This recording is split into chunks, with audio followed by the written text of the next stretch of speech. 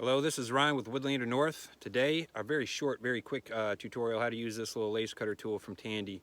Super cheap, very efficient. Use all your scrap, make lace like this.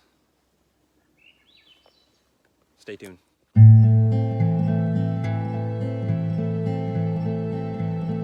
In the description, I will show you where you can buy this. It is a link that links to my Amazon store, and if you buy this from me, I get a little kickback percentage from the Amazon sale. If not, you can pick it up at Tandy or probably any number of other places that sell leather stuff. I use this thing a lot, super cheap. I do recommend it. All right, real quick, let me show you how to use this lace cutter from Tandy. Got a sizable piece of very decent scrap. It's got a nice tight grain.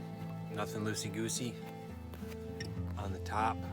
No nasty scars, nothing has broken the top grain. That's very important because if you use a crappy piece of scrap for your lace, then you're gonna get crappy lace that's gonna break on you when you don't want it to. I'm using the second slot down. Gives me about a 1/4 inch wide piece of thread. I have a 3/4 hole punched in this. You can cut this if you want, but I find if it's more symmetrical, gives you better lace, doesn't really matter, so long as it's decent. So when I get this started, I'm gonna keep my thumb tight against that.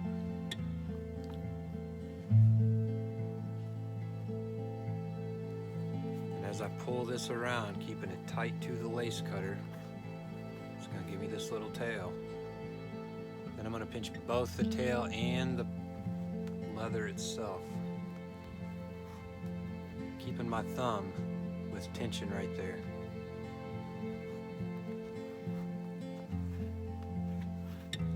Until I've got a long enough tail here. The whole time I'm keeping my thumb tight against that. If this spins too fast, it's going to get thin on you in spots, but if you keep a good tension right here, that'll help control that.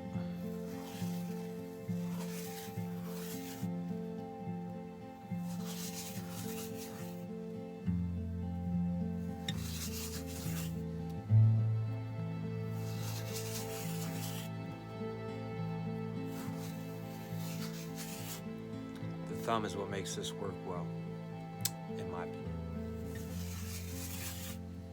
If you can't tell, I'm a little tired.